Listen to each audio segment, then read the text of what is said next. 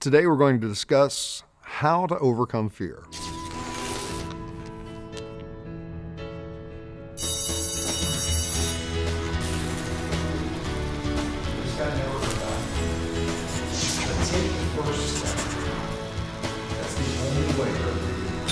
Last week we discussed the definition of fear.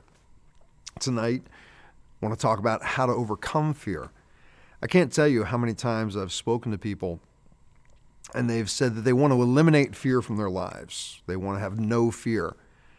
And the reality is that's not going to happen. Fear is a part of our makeup. There's different schools of thought that fear is learned, but it is a tool. It does prevent us from doing things that can be very dangerous, very harmful, life-ending.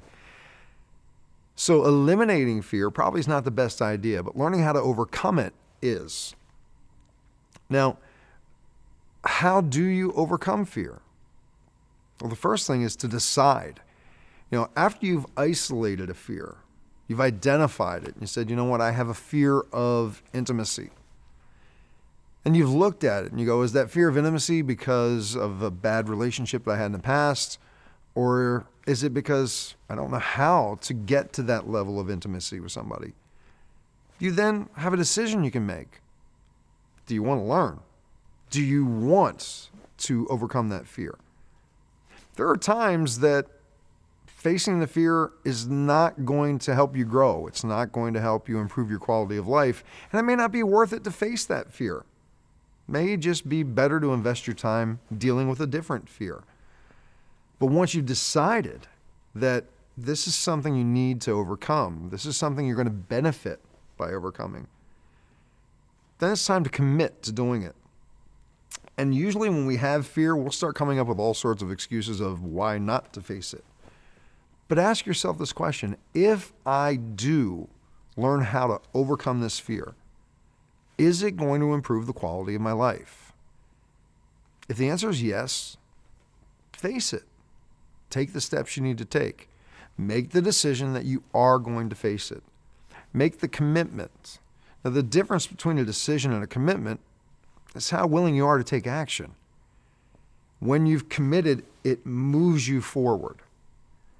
Now, the sad part is that over time, many of us have gotten used to not keeping our commitments.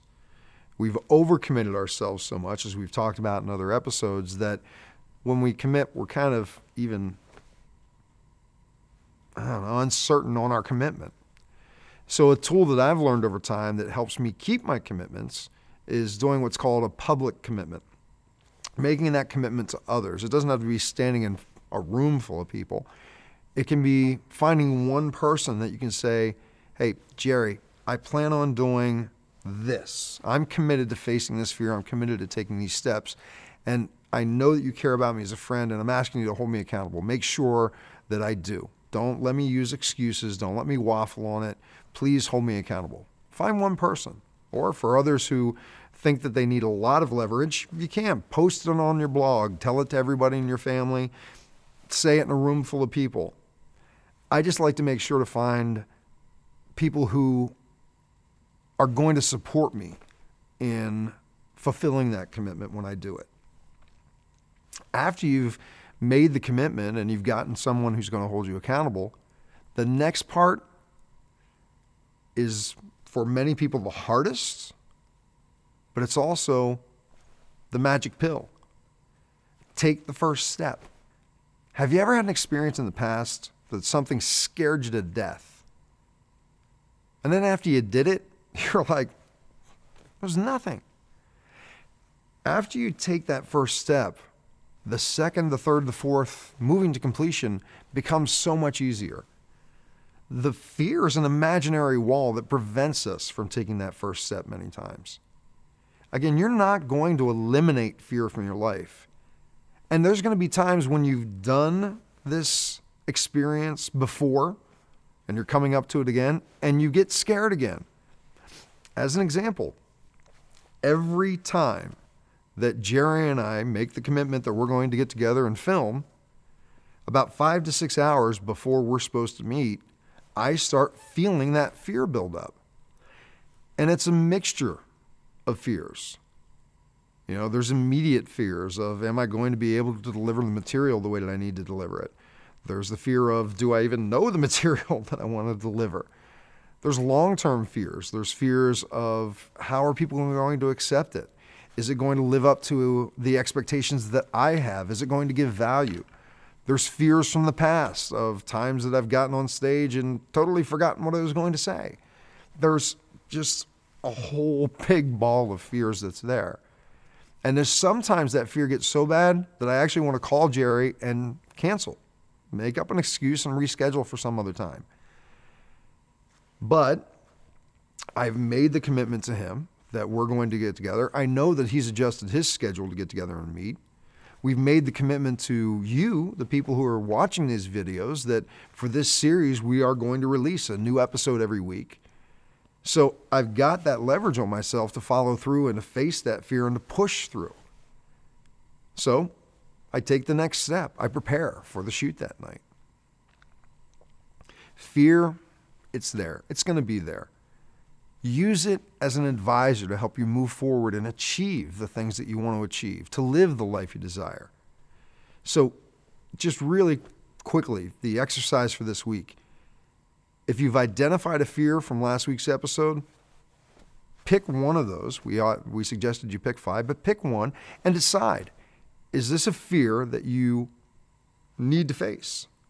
Will your quality of life improve by facing this fear, by overcoming it? If the answer is yes, commit.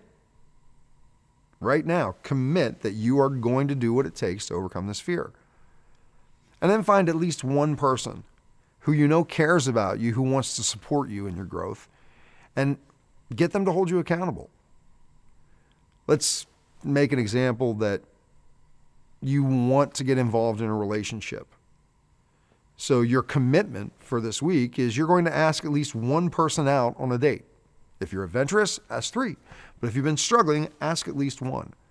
And your commitment is you're going to find that one person who does want to support you, and you're going to say, look, by this time next week, I want to check in with you, or if you haven't heard from me, check in with me and make sure that I asked someone out on a date this week.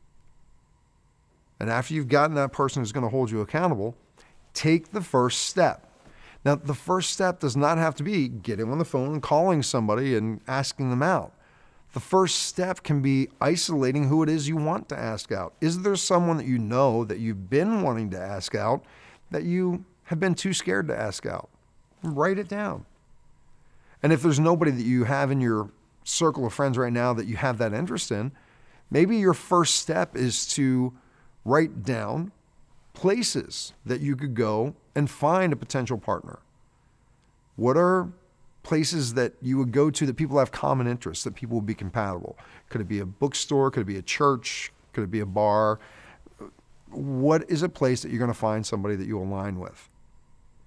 Take the first step, having made that commitment. Maybe you'll need to make another commitment to that person for them to hold you accountable, to keep you moving forward. Again, this is all about how to overcome fear. People want a magic pill. Here's the magic pill. Take the first step. I look forward to your feedback. I look forward to connecting again soon. And take care. For a transcription of the video you just watched, more videos, and related articles, visit yourdailylifecoach.com. To comment on this video, select Discussion Forums on any page of our website.